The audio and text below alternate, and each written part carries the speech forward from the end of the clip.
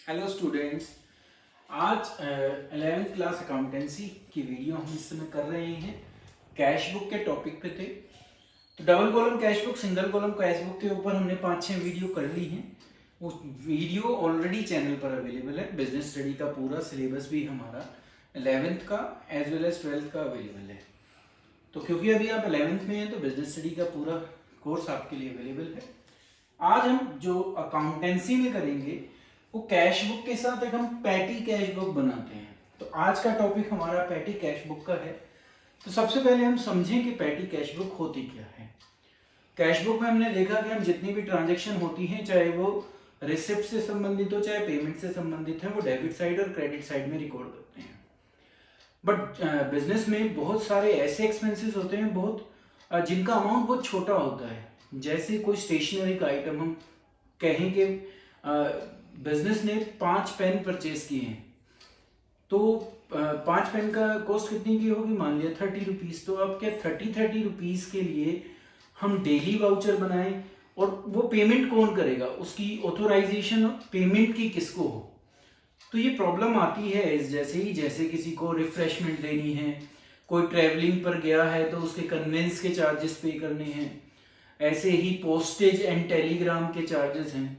तो ये सारे चार्जेस के समय सबसे बड़ी जो प्रॉब्लम आती है हमारे सामने, वो आती है कि इनकी पेमेंट को कौन करेगा। तो डेली अकाउंटेंट या जो सीनियर अकाउंटेंट होते हैं या जो बिजनेस के ओनर होते हैं, वो इन छोटे छोटे खर्चों के लिए खुद अवेलेबल नहीं होते और ना ही वो इतने सारे ट्रांजेक्शन को ट्रैक कर पाएंगे।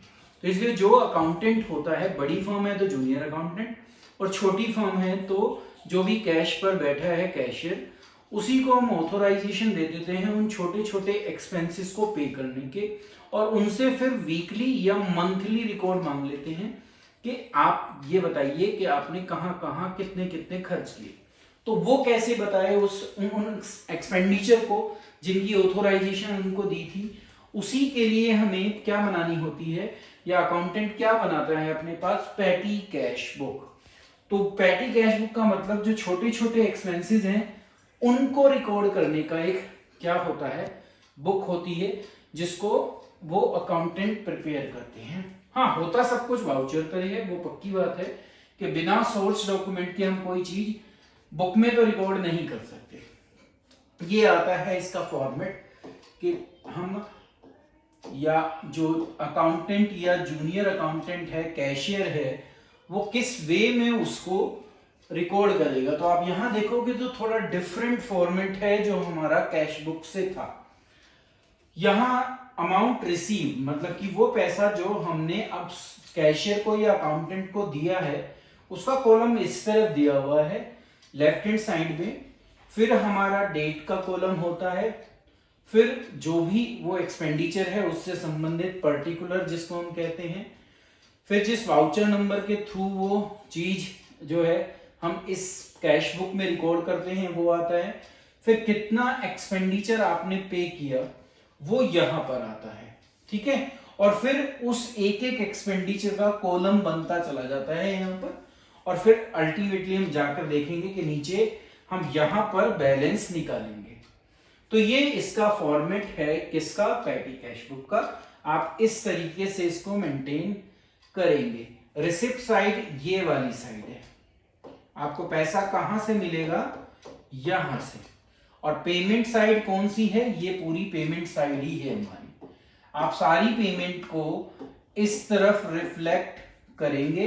जब आपके पास रिसीव होगा कैश तो आप उसको इस तरफ रिकॉर्ड करोगे। होगा उसी तरीके से जब कैश मिलेगा तो टू वर्ड यूज करोगे, जब भी आप पेमेंट करेंगे तो हम बाय वर्ड यूज करेंगे।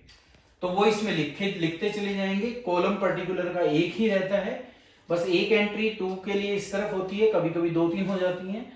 बाकी सारी एंट्री पेमेंट की होती हैं जो इस तरफ मिलेगी।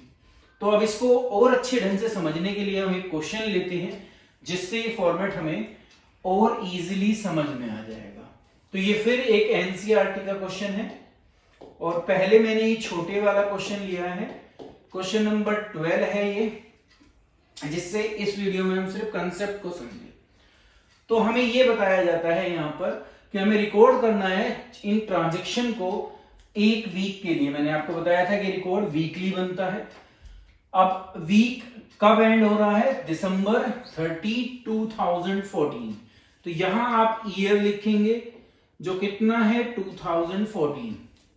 फिर हमें मंथ लिखना होता है, तो मंथ या वीक वो कौन सी है? दिसंबर। और वीकली इंप्रेस कितने का है? 500 का।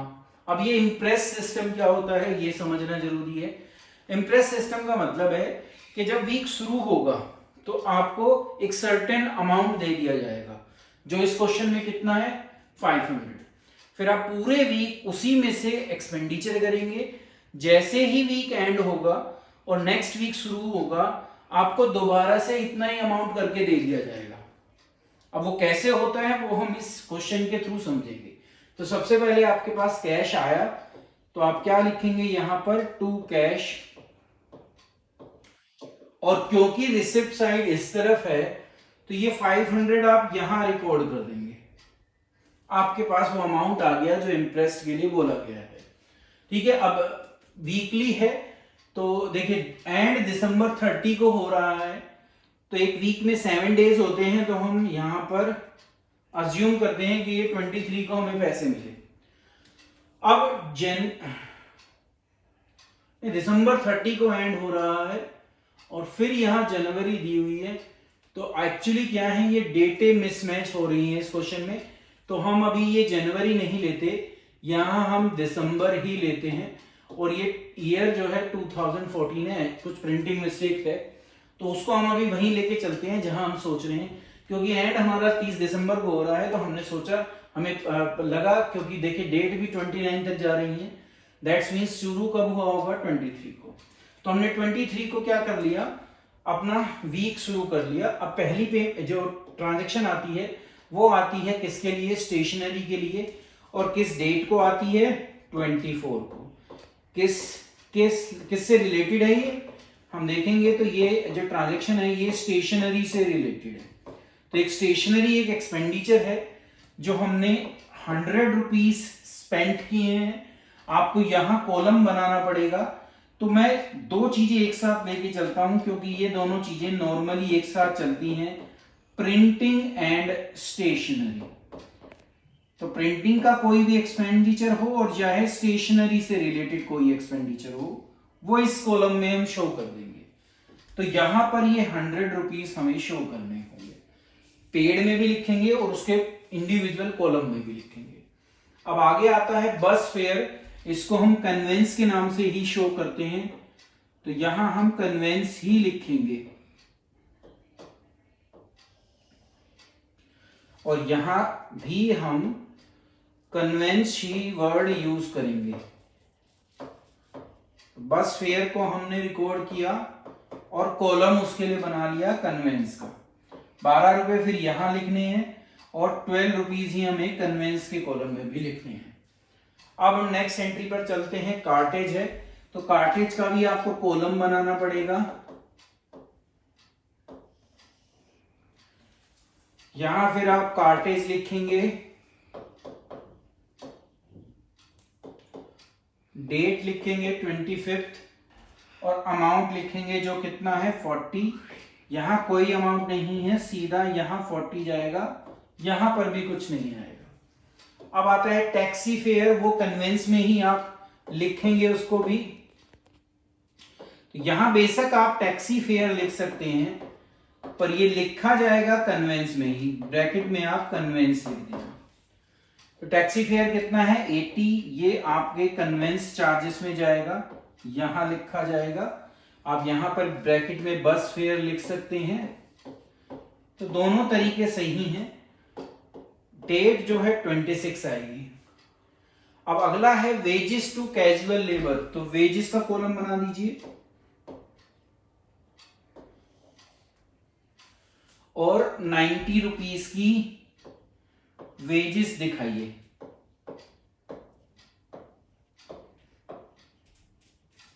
और 90 रुपीज ही फिर आप वेजेस के कॉलम में भी लिख दीजिए। इस तरीके से ये भी दिखा दिया। अब लास्ट है पोस्टेज। तो पोस्टेज के साथ आप एक चीज और जोड़ लीजिए, है नहीं यहाँ पर हम जोड़ रहे हैं फिर भी, पोस्टेज एंड टेलीग्राम, ये दोनों हमें एक साथ ही लिखने हैं। अब क्योंकि ये लास्ट एंट्री है, मैं आगे लाइन नहीं डाल रहा, वो पूरा कॉलम हम एक तरीके से उसका ही मानते हैं। तो ये यहां पर आप बाय पोस्टेज लिखेंगे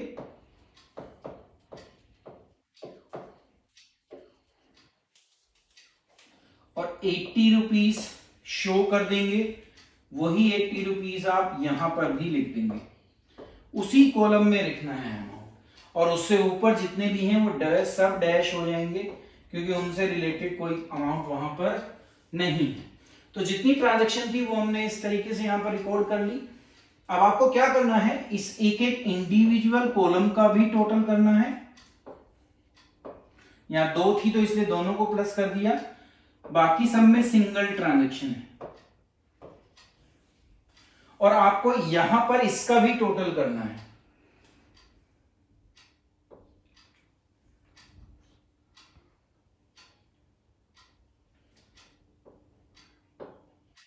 तो आप पाओगे 402 इसका टोटल आया।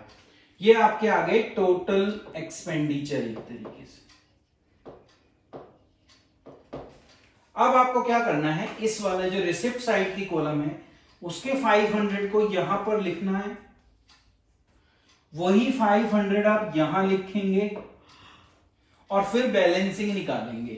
मतलब इस अमाउंट में से ये अमाउंट माइनस करेंगे और ये आपका बैलेंस आएगा।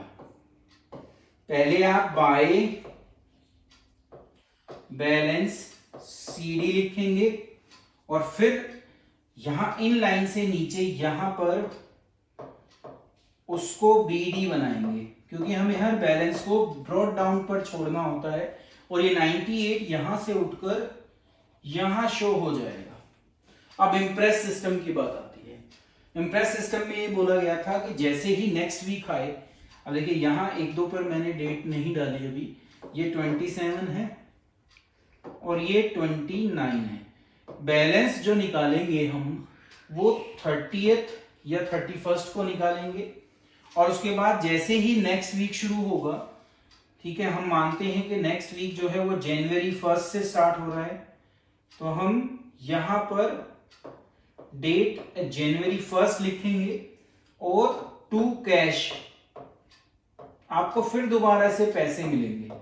कितने मिलेंगे, ये 98 कैसे 500 बने, तो कैसे बनेंगे, जितना आपने खर्च किया वो मिल जाएगा आपको। कितना है, 402। और इस तरीके से फिर जब वीक शुरू हुआ तो आपके पास 500 रुपीज दोबारा से आ गए। तो ये है पैटी कैश बुक बनाने का तरीका, जिसमें आप एक एक एक्सपेंडिचर को दिखाते चले जाते हैं, टोटल जरूर करते हैं, रिसिप्ट साइड बस वहां होती है, बैलेंसिंग इस तरीके से की जाती है, और इंटरेस्ट में आपको दोबारा से उतना ही अमाउंट बनाना होता है जहां से आप शुरू करते हैं। एक वीडियो और आएगी पैटी कैश बुक पे, जिसपे आप और ज्यादा इस टॉपिक को क्लियर कर लेंगे। Thank you.